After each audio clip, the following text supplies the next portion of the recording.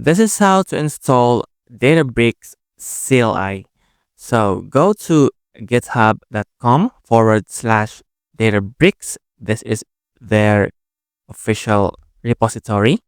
And scroll down, go to CLI, go to releases, and select the latest. And scroll down, we will find Windows AMD 64. So just click this one to download.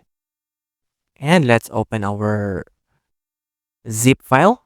And let's extract databricks.exe. So let's say to downloads folder. And we will open our CMD. And let's open the directory. Okay, CD. That will be users,